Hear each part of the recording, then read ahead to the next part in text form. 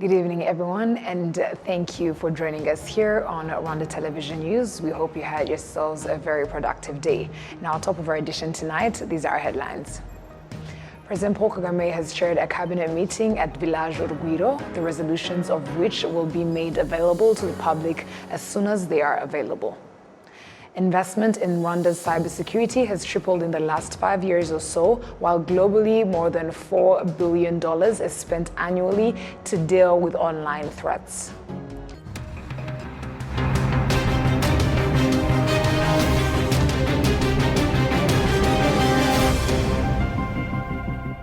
Once again, a very warm welcome, and we are glad to have your company here, coming to you straight from the heart of Africa, Kigali. My name is Martina Vera. Starting off, President Paul Kagame has chaired a cabinet meeting at Village Urugwiro, the resolutions of which will be made available to the public as soon as they are available. The last cabinet meeting before this latest one was held on the 13th of July and discussed national development policies as the new fiscal year 2023-2024 got underway.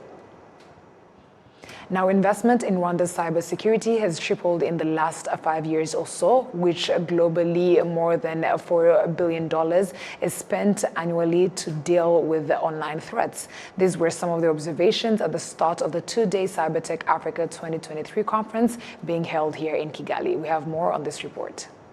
90% of Africa's financial institutions have at one time or another been seriously affected by cyber attacks.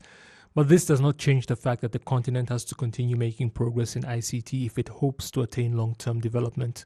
The people must feel that they can transact not just with the government, but with each other much better. They must feel secure that their information is private, where it needs to be private.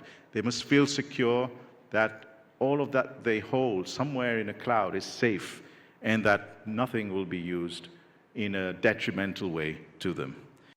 Investment in Rwanda's cybersecurity has tripled in the last 5 years or so, while globally billions are spent annually to deal with online threats.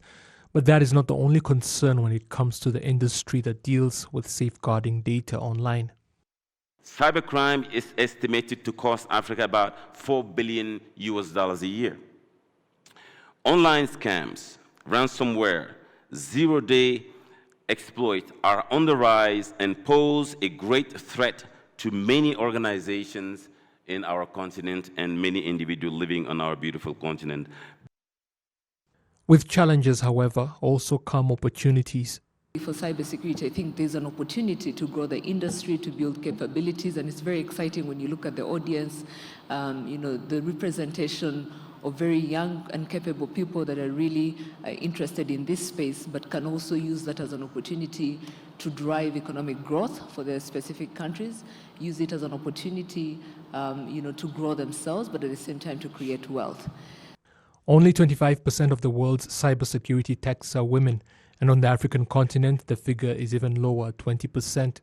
Participants at the two-day Cyber Africa 2023 conference in Kigali have continued to emphasize the importance of public and private institutions, as well as individuals, making sure they have ample cybersecurity as the threats on the World Wide Web continue to increase. Participants at the Cybertech Africa exhibition have noted that cyber attacks in Africa increased by as much as 30% between the year 2021 and 2022.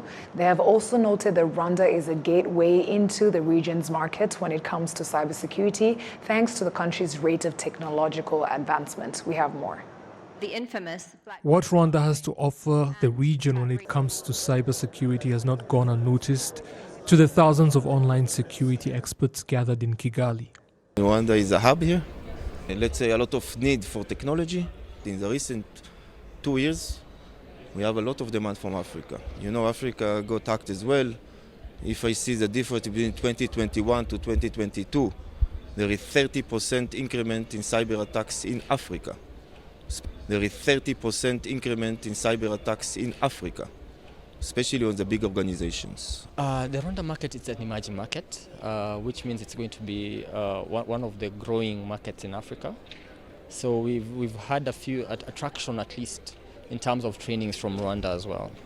Yeah, we are here at the Cybertech Africa to offer and give more insights in the in the trainings that we do offer, right? And also see what we can do with other vendors and build up our portfolio. The conference and its exhibition also presents many opportunities for local IT experts and others in different sectors. The unique part is that this is what we've managed to achieve. For Irembo, it's what we've managed to put out there. We've managed to build a platform that has eased the process of applying and paying for a government service. So we've reduced the time that it takes for you to acquire a government service. So we are here to expose our products, to speak about our journey on what has been the challenges, on what has been the impact that we've made in achieving that milestone. Of our clients, we normally don't even be in contact with them physically unless there are some who will be bringing to pay. Maybe they are not going to use the online payment, they come to use maybe like for the POS. That's how we can meet our clients. But yeah, it's like more, tourism is more of digital marketing, and digital marketing you cannot use it when you're not in cyber tech. Yeah. And when you look at cyber criminals, they're always targeting on where they can get these financial informations of our clients. So for us, we need to protect that maybe debit card information which are there. Because most of them, they will come and book via our website, TripAdvisor. The only way we get bookings from, 90% are from TripAdvisor. And then TripAdvisor, how do they do it? They have to enter their financial information, and that's where it comes in. Rwanda and Israel worked closely to organize this year's Cyber Africa conference. So two things, I think networking is one, networking among African countries, among African representatives that are coming here, and between Israel and Rwanda and other African countries, but also EU and other countries in the West.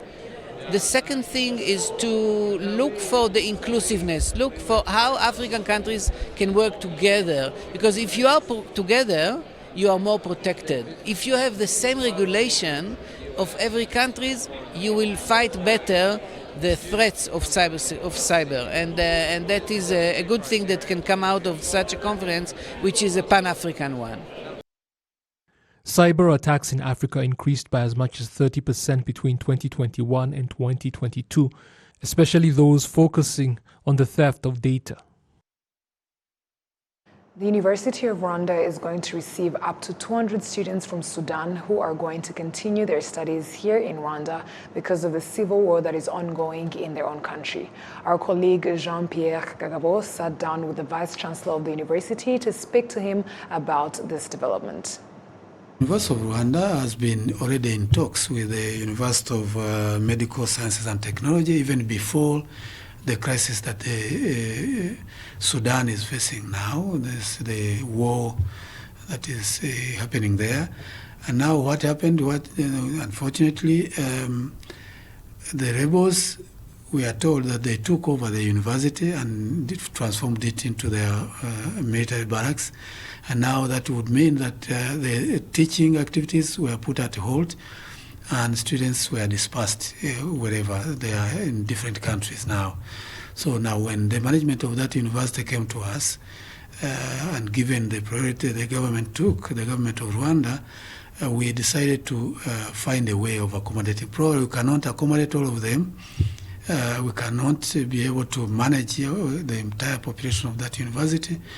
But with the talks we had with the management of that university, they agreed, they requested us to host at least the 200 students, including those of doing the general medicine who are into their clinical trainings, and part of them being into the dentistry department. And the general medicine students will be undertaking their clinical rotations, and the dentistry ones will do a bit of training, but more especially on the assessment part of it, because they were almost at the end. If that was not to be done, that would mean that the year is a dead year, those in dentistry would not complete their training, and those in clinical trainings would not be having that possibility. Now, because of the relationship between the two, already we are negotiating in an MOU, a Memorandum of Understanding with the UMOST, this University of Medical Sciences and Technology, which would allow student exchange, but also staff exchange. That would mean now, because they are quite specialized into medicine and technology, that would mean that our trainees here can visit the university once peace is reestablished, visit the university for training, for even more specializations, especially in medical specializations, because this university and Sudan in general have all specialties you can ever think about in medicine, and that will be a benefit to our university. So we are now doing it from a humanitarian kind of basis, but this is for this time being. Otherwise, we are looking forward to having a lasting kind of partnership with the same university. Moving on to health matters, Rwanda Biomedical Center reports that in the last 10 years, the number of those that smoke cigarettes in Rwanda has decreased by 6%. Some people say they are less proud to be smokers, which was not the case before. We have more on this report.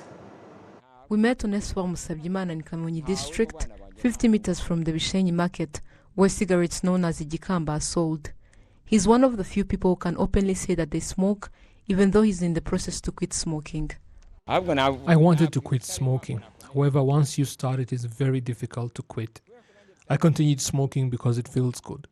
Smokers in the Kamonyi district say that they started it as a joke, but they ended up struggling to quit it. However, there are some of them that say that it is possible. I used to smoke, but later I took the decision to stop there and then.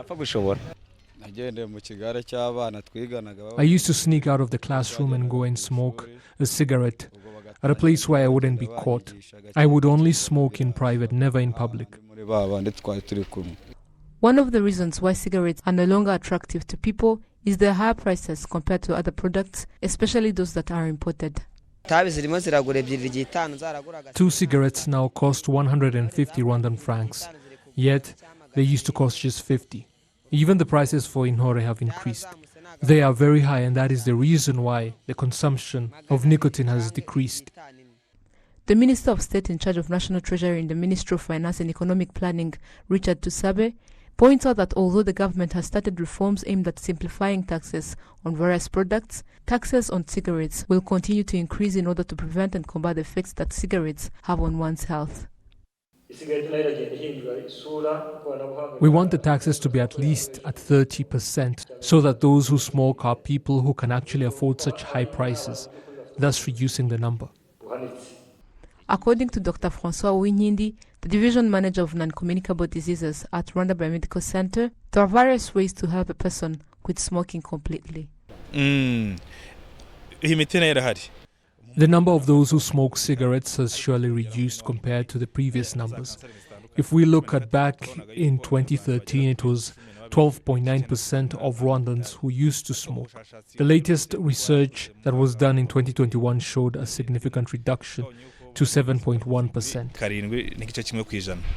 The law that imposes a tax on the purchases that the deputies voted in 2023 provides that cigarettes and those similar to it consisting of tobacco or its substitutes will be taxed at the rate of 160%.